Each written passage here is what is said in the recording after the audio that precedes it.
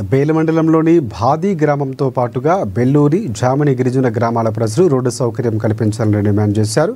భాది గ్రామం నుంచి 3 గ్రామాల ప్రజలు పాదయాత్ర చేస్తూ సిరిసిల్ల అంతర్రాష్ట్ర రహదారిపై ధర్నా చేపట్టారు. గత ప్రభుత్వం కూడా సిరిసిల్ల నుంచి భాది వయా జామని వరకు దాదాపుగా 10 కిలోమీటర్ల మేరకు బీటీ రోడ్డు కోసం ప్రతిపాదనలు సిద్ధం చేసి వదిలేశారని చెప్పారు. గతంలో సిరిసిల్ల నుంచి భాది గ్రామం వరకు వేసిన 3 కిలోమీటర్ల బీటీ రోడ్డు ఇప్పుడు పూర్తిగా అధ్వానంగా మారిందని, దీంతో పాటుగా భాది నుంచి జామని వరకు సుమారుగా 6 కిలోమీటర్ల వరకు అసలు రోడ్డే లేదని చెప్పారు.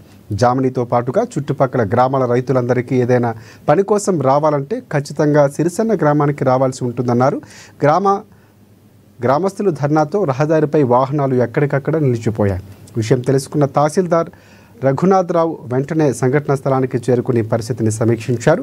జిల్లా కలెక్టర్తో పాటుగా ఐటీడీఏ పీఓ దృష్టికి తీసుకువెళ్తామని ఆయన హామీ ఇచ్చారు. గిరిజన గ్రామాలకు రోడ్డు సౌకర్యం కల్పించని ఎడల జిల్లా కలెక్టర్ కార్యాలయాన్ని ముట్టడిస్తామని గ్రామస్తులు హెచ్చరించారు.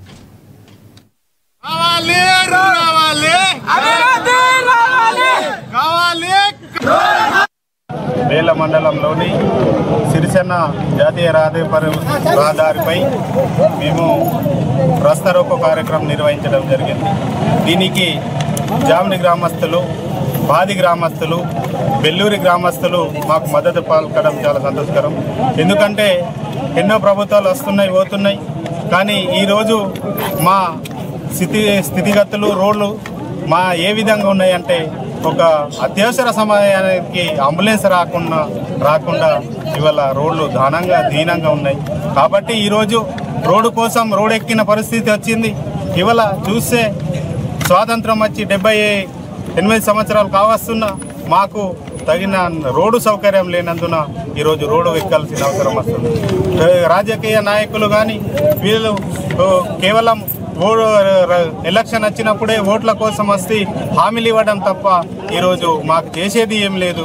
అందుకొరకే కలెక్టర్ గారికి పిఓ గారికి దృష్టికి ఎన్నోసార్లు తీసుకెళ్ళినాం, కానీ మా యొక్క వినతి పత్రాలు చెత్తబుట్టికే పరిమితమయ్యాయి. అందుకొరకే ఈరోజు మేము అందరూ 3 గ్రామ పంచాయతీ ప్రజలు ఈరోజు రోడ్డుకి ఎక్కాల్సిన అవసరం వచ్చింది. ఇప్పటికైనా జిల్లా కలెక్టర్ గారు మరియు పిఓ గారు దృష్టి సాధన చేసి మాకు న్యాయం చేస్తారని ఈరోజు రస్తరాకో కార్యక్రమం చేశాము. లేని 10-15 రోజుల్లో వారి యొక్క సమాధానం కోసం వెయిట్ చేస్తున్నాం. లేని ఏడల మేము కూడా కలెక్టర్ ఎదుట ధర్నా చేసేందుకు అందరం కృషి చేస్తామని ఈ మీడియా రూపంగా సభాముఖంగా